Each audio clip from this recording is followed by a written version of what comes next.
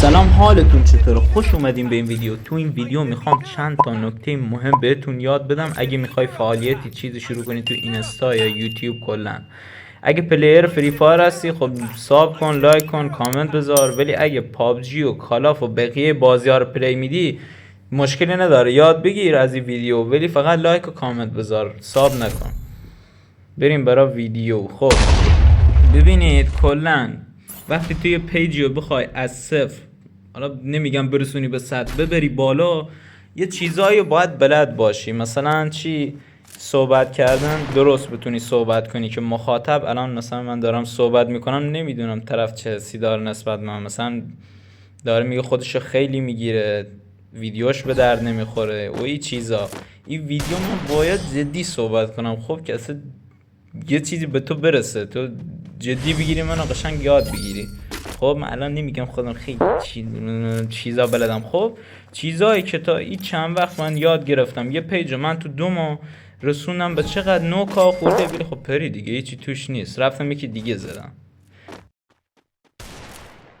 خب الان هم دارم پلی میدم هم توضیح میدم براتون، وقتتونم الکی نگیرم. نگاه کنید، وقتی میخوای یه پیجی رو از صفر شروع کنی یا کلا یه کانالی و 3 تا، کلا این 3 تا رو باید بلد باشی. اول باید بلد باشی قشنگ صحبت کنی. بعد چی؟ بعد میره سراغ ادیت نمیخواد زیاد بلد باشی. خب همین در حد آماتور هم باشه خوبه، کارت را میندازه، نیاز نیست ادیت در هم ور هم و نمیدونم ادیت سخت بزنی رو ویدیو. در حدی که کارت را بندازی، یه متن بلد باشی بزنی، یه 2-3 تا میم بندازی توش، کارت را میندازه راحت. کانال و پیجت هرچی باشه میره بالا. خب سم ای که محتوا خوب بذاری. وقتی محتوات خوب باشه، الان وسط بازی هم گذاشتم حوصلتون سر نری. حالا اگه محتوایی چیزی مثلا بلد باشی قشنگ، چه موقع محتوا خوب بذاری، چه موقع چه پستی بذاری، مطمئن باشید پیجتون از صفر راحت به 100 میرسه. 4 ماه 5 ماه اگه بلد باشی. خب حالا میخوام در مورد اینا چند تا نکته بهتون بگم که قشنگ شفاف سازی بشه. مثلا چی؟ مثلا همون نکته اولی که گفتم، باید بلد باشی صحبت کنی. من خودم خب الان خیلی ها میگن من چون ادیت بلد نیستم نمیتونم برم مثلا، ببخشید اینجوری دارم پلی میدم، الان فکر نکنید باتم. نگاه کنید مثلا چی؟ طرف میره یه ویدیوی نگاه میکنه، میگه چی؟ میگه چرا مثلا این هیچ ادیتی روش نیست، خب ولی انقدر ویو گرفته. چرا؟ چون طرف بلد صحبت کنه، مخاطب رو نگه میداره. تو وقتی مثلا خیلی ادیتت خوب باشه، خب ادیتت خیلی خوبه، ولی میای پست میذاری میبینی 100 تا دونه ویو میخوره. الان اینا رو من کلا دلی دارم بهتون میگم. مثلا چی؟ میبینی 50 تا ویو میخوره، 100 تا ویو میخوره، یا 300-400 تا ویو میخوره، ویوش میوایسه. چرا؟ چون تو ارتباطی نمیگیری با اون مخاطب. وقتی ادیتت خوب باشه ولی ویدیو رو بدون صدا نه صورت، حالا میشه مثلا یه کاریش بکنی بدون قیافه، یه پیجی کانالی بزنی ببریش بالا، بعد از یه مدت قیافه و چهرهتو نشون بدی. خب ولی نمیشه یه پیجی بزنی با میم و نمیدونم ادیت چیه، ادیت اسکلتی و اینا مثلا. خب هر ادیتی بلد باشی باید لاش بلد باشی، یه ذره صحبت کنی که با مخاطب قشنگ ارتباط بگیری، طرف حال کنه ویدیو تو رو میبینه. خب این از اولی. حالا چی؟ من خودم میرم حالا گزینه چیه؟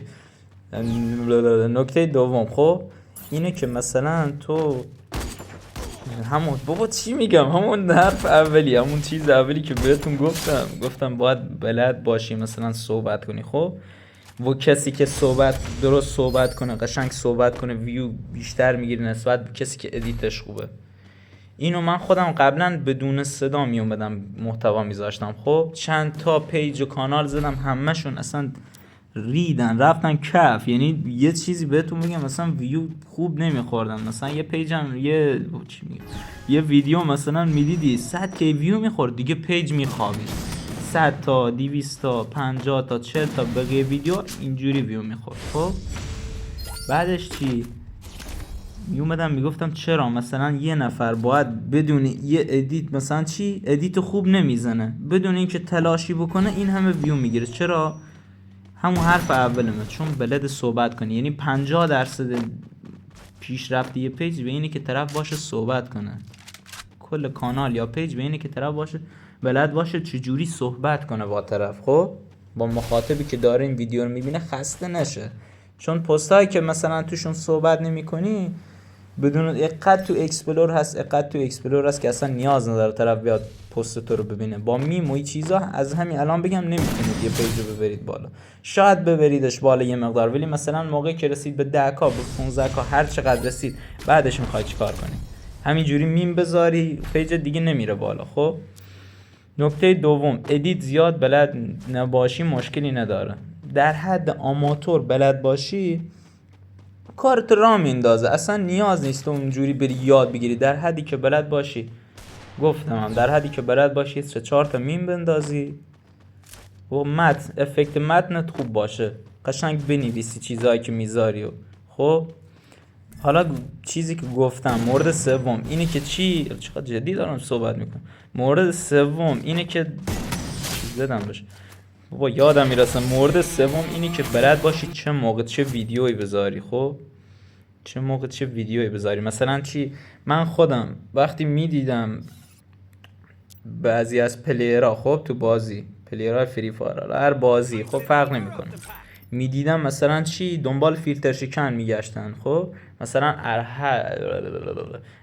میگم بابا از هر 100 نفر خب مثلا 2-3 نفر اینترنتشون وصل بود میرفتن بازی، به بقیه نمیگفتن از چه فیلتر شکنی استفاده میکنن یا به چی وصلن. خب من میومدم چیکار میکردم؟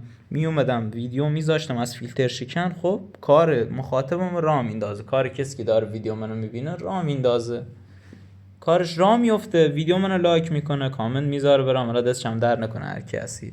خب هر کسی که کارا رو میکنه دستشم درد نکنه، وقتشو میذاره پا ویدیو. خب اینا رو باید بلد باشی. یه ذره رو بازیتون کار کنید وقتی میخوان بیان تو صنعت گیم و این چیزا، باید یه ذره بازیت خوب باشه. طرف مثلا بیکار نیست بیاد بازی تو رو ببینه وقتی بازیت ضعیفه. خب یه ذره بازیتون رو خوب کنید، اون موقع بیان مثلا این کار شروع کنید. بازیت باید خوب باشه. طرف به جای که بیاد ویدیو تو رو ببینه، محتوا تو رو ببینه، میتونه بره محتوای یکی دیگه رو ببینه که از تو مخاطبش خیلی بیشتره. چرا مثلا باید یه پیجی که از صفر هیچی هم بلد نیست بیاد حمایتش کنه؟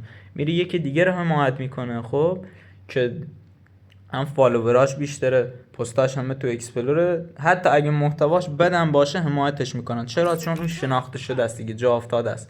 تا اینجا هم سرتون رو درد نیارم. مرسی از اینکه ویدیو رو دیدین تا اینجا. لایک و ساب و کامنت فراموش نشه.